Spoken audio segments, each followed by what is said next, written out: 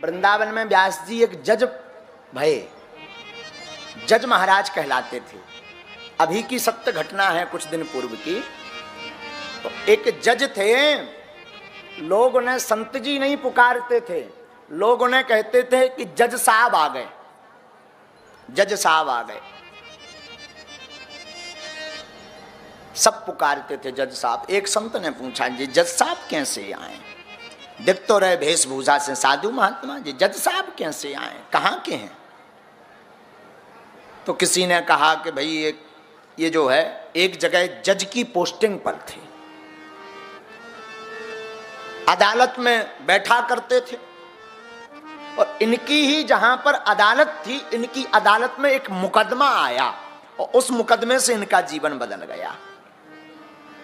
जो वृंदावन में जज साहब संत हुए हैं, वो एक अदालत में बैठा करते थे। उसी अदालत के पास का एक गांव था, वहां एक महाराज जी केवट रहता था, और केवट बड़ा भोला था। आहा, इतना भोला, कोई पूछे कि कहो भैया जो काम कैसे हुआ है, सो कहा तो रघुनाथ जी जाने। कोई पूछे कि ये काम कैसा है, तो वो तुरंत कहता रघुनाथ जी जाने, हमें नहीं पता। बड़ा भोला, और नाम भी उनको भोला ही हतो।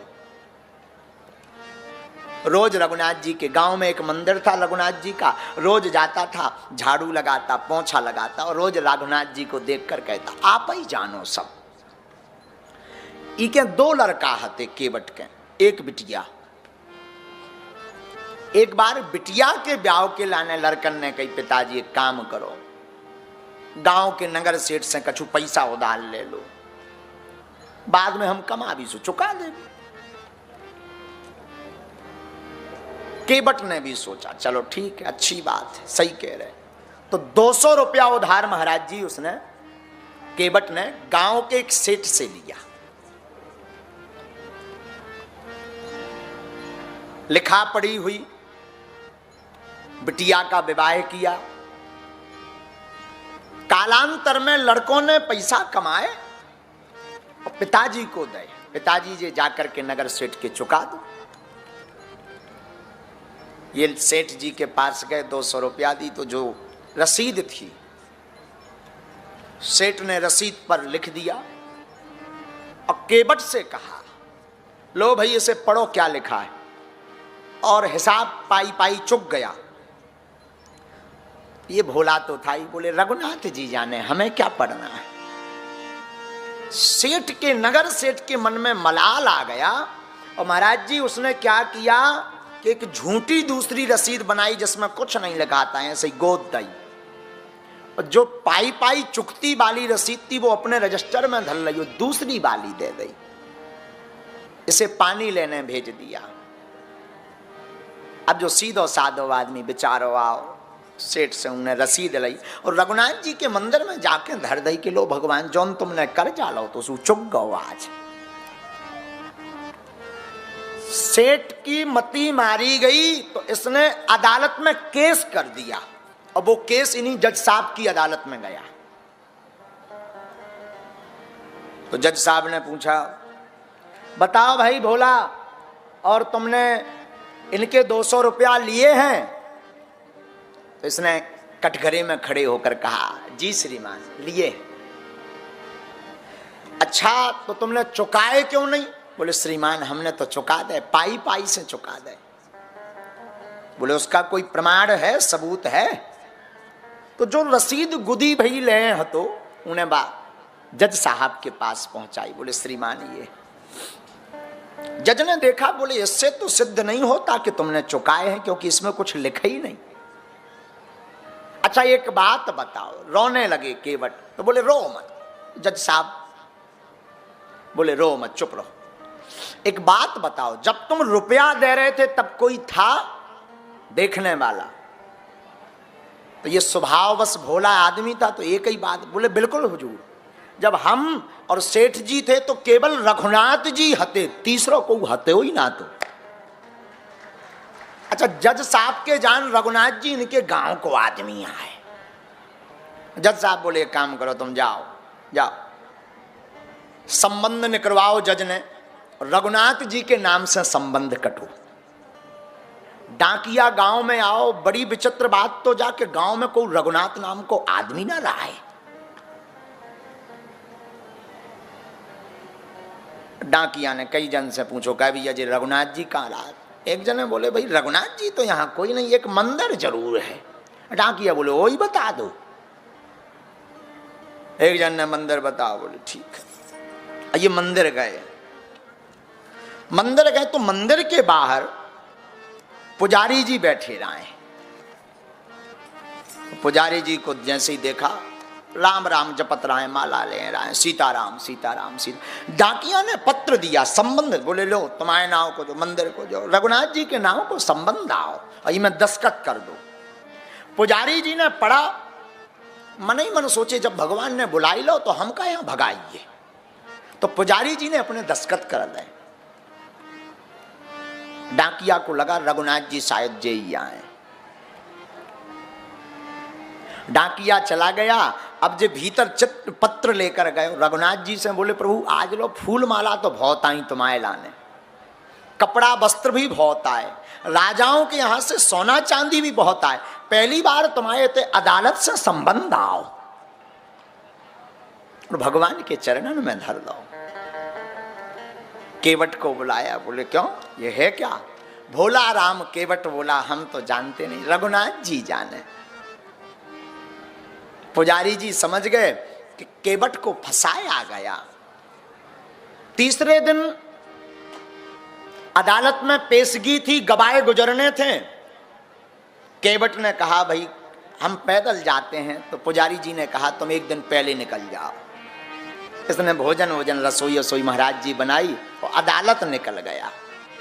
आज पुजारी जी ने सुबह से भगवान को स्नान करवाया और नए साजे वस्त्र पहनाए। बोले प्रभु आज तुम्हें अदालत जाने, और पहली बार घर से बाहर कर रहे, इसे साजे कपड़ा पहन के जाओ। भगवान को बढ़िया नए कपड़ा पहनाए, आज जल्दी तैयार कर दो भगवान, हाँ बढ़िया भंडार और प्रसाद बनाओ भगवान, हाँ कलेऊ करा दो। बोले का पतो अदालत में कितनी देर लगा, भूखे ना लाओ। अदालत को काम और रोके, पुजारी जी की आंखों में आंसू आ गए। रोके बोले प्रभु तुमसे हमको हजार हैं, आपको हमारे जैसे और केवट जैसे हजार भक्त हैं, लेकिन केवट के लाने एक तुम ही हो। और भक्त की लाज बचा देना, कहीं ऐसा ना हो कि लोग भक्त पर हंसें और तुम्हारी हाथ में अब उस केवट की भोला की लाज है, जाकर के कृपा करके बचा देना। रोने लगे पुजारी जी। उधर अदालती महाराज कार्रवाई शुरू भई। जज साहब बैठे, ये केवट कटघरे में खड़ा हुआ। जज साहब ने कहा बताओ भाई तुम्हारे रघुनाथ जी हैं कहाँ हैं गवाह? तो केवट तो सीधा साधा आदमी बोले वो तो सब जगह है, इतना ही कहूँ है हर जगह रात में। तो जज साहब लगो के ये बोलबे को ज्ञान नहीं, गांव को देहाती आदमी आए। तो पुकार लगवाई, तो जो चपरासी होता है उसने पुकार लगाई, रघुनाथ हाजिर हो, रघुनाथ हाजिर हो, हाजिर हो, हाजिर हो। ऐसे 3 नारे जो लगाए हैं, 3 बार पुकारा, रघुनाथ हाजिर हो, रघुनाथ हाजिर हो, हाजिर हो, हाजिर हो। ऐसे 3 नारे जो लगाए हैं, तो क्या हुआ? चाल लटपटी सी, एक वृद्ध की झुकी सी देह, दुपटी फटी सी, शीश बांधे धर आए हैं, हाथ में छड़ी पड़ी, तुलसी की ही माल माथे पर, रोली का चंदन चढ़ाए हैं, और साहब के सामने विनीत चपरासी के साथ आज रघुनाथ जी गवाह बनकर आए।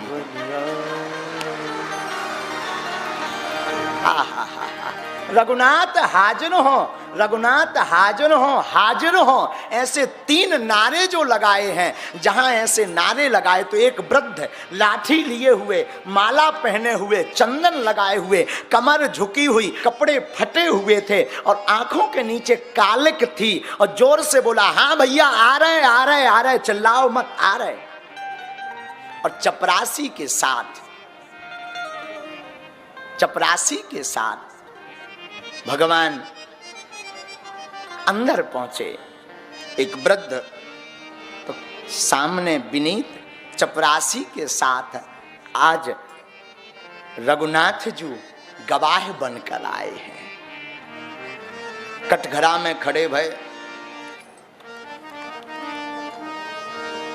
तो जज साहब ने पूछा, बताओ तुम्हारा नाम रघुनाथ है? भगवान बोले, हो हम ही रघुनाथ हैं श्रीमान। अच्छा बताओ, तुमने देखा है इनको पैसा देते हुए? भगवान बोले, जी सरकार हमने देखा, और इन्होंने पाई पाई चुकाया है सेठ जी का, और सेठ जी झूठ बोल रहे। और सेठ जी देखें कि तो हमने आज लो नहीं देखो हुआ ना, तो जी हमारे गांव के। अब सेठ जी चिल्ला चिल्ला का है, महाराज हुजूर जो हमारे गांव को लो नहीं, को जाने कहां से पकड़ ले आए, खरीद ले आए। ये केवट हाथ जोड़कर बोला, हाँ श्रीमान। भगवान तब तक बोल उठे, जज साहब हम प्रमाण सहित बताएंगे। जज साहब बोले, बताओ क्या प्रमाण है? बोले, हुजूर एक काम करो, इन्हें बांधे रहो, पकड़े रहो सेठ को, और 2 चपरासी इसके घर पर भेजो। आगे बैठका में 17 नंबर की जो बही है उसके बीच में एक पर्ची है जिस पर हस्ताक्षर हैं दोनों के, और उसमें लिखा है कि पाई पाई चुक चुका है। अब सेठ की सुट्टी पुट्टी गोल भाई कि जब बात तो सिर्फ हमें पतो है, हमारी घरबारी लोहा पतो नहीं है जी है कौन। 2 चपरासी घर गए और वो रजिस्टर उठाया, और जब अदालत में पेश किया बात सत्य निकली, और जहां सत्य निकली तो सेठ दंडित हुआ।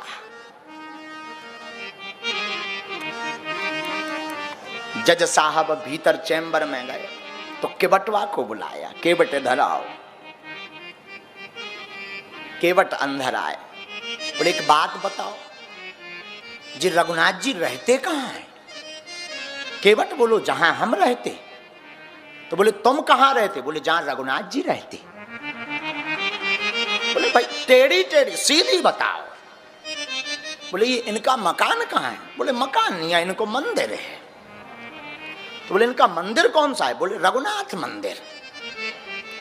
तो बोले अच्छा अच्छा, ये मंदिर इन्होंने बनवाया है? बोले नहीं, इनका बना है, इन्होंने बनवाया, इनका मंदिर बना है। बोले सीधी सीधी बताओ। बोले श्रीमान हम पढ़े लिखे लोगों को समझाना बड़ा मुश्किल है, सीधी सी बात है, जो मंदिर में रहते हम इनके यहाँ पर झाड़ू पोंछा करते। बोले आखिर हैं कौन? बोले ये वही रघुनाथ जी हैं जिनके नाम से रघुनाथ मंदिर है। आहा हा हा हा। जैसे ही जज साहब ने ये सुना तो आंखों से आंसू आ गए। सुख सारद शेष गणेश नारद हूं के नहीं ध्यान में आते रहे। आहा देखो तो नारद जी शेष गणेश बड़ी बड़ी साधनाएं करते तब भी चित्त में भगवान नहीं जाते। सुख आज विनीत अदालत में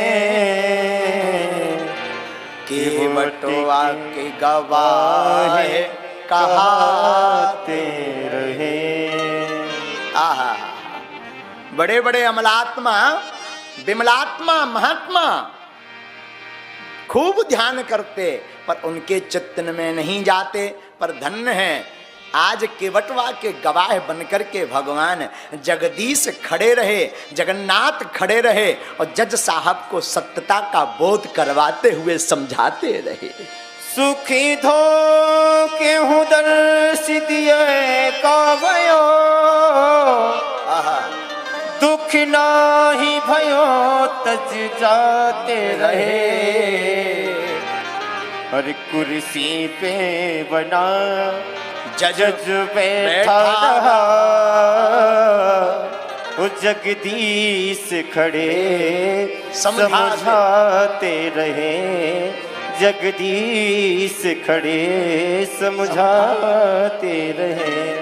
कुर्सी पे बना जज बैठा रहा